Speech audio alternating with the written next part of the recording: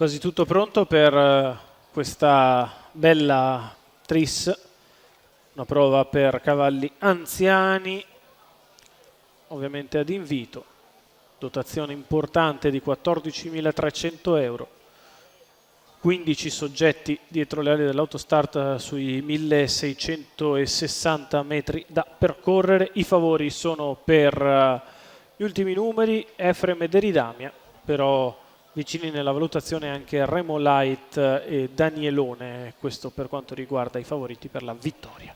Macchina in movimento.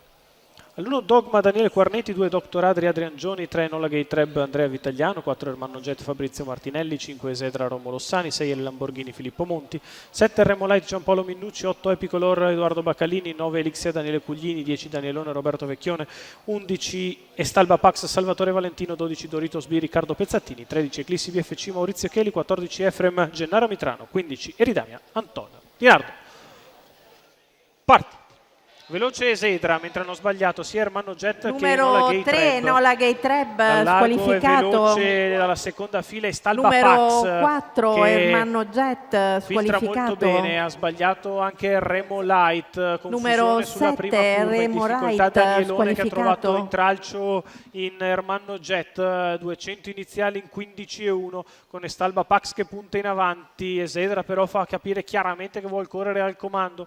In seconda pariglia c'è Elixia che precede Eridamia, filtrata molto bene dalla terza fila, la quale precede Efrem, punta in mezzo alla pista Doritos B, sposta in terza ruota Eridamia che aggira il gruppo, si porta allo scoperto, cerca di seguirla nelle mosse Efrem che però viene stampato lì in pariglia da Doritos B, 600 in 46,3, lo scatto di Eridamia che mette sotto pressione Esedra e passa il parziale di Eridamia che le permette di passare a condurre dopo 700 metri e a un giro dalla conclusione è in vantaggio, risale allo scoperto adesso Elixia, 1 minuto e 3 decimi gli 800 iniziali. In seconda pariglia c'è Efrem, Eridamia in vantaggio su Esedra, quindi sempre di fuori Elixia con in scia Efrem, poi Dogma, la terza ruota ora per Eclissi BFC che si porta in scia Danielone, 1.16,2 il primo chilometro.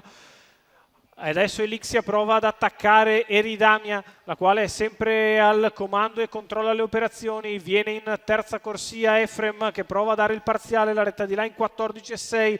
Controllo per Eridamia, 1.38 i 1.200. Eridamia in vantaggio nei confronti di Elixia, Efrem, Esedra, Eclissi BFC, Danielone, Dogma. La retta d'arrivo per la leader Eridamia che vi entra con un paio di margini nei confronti di Elixia e stacca i rivali. Eridamia nel finale viene a vincere agevolmente, finisce in spinta Efrem che fa il secondo, al terzo Elixia, al quarto Esedra, al quinto Danielone.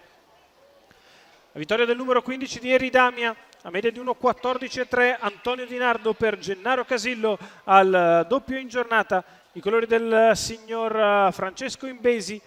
La vittoria della 5 anni da Adrian Chip che coglie ottima partenza, poi la mossa vincente di Antonio Dinardo è quella di andare a sfilare.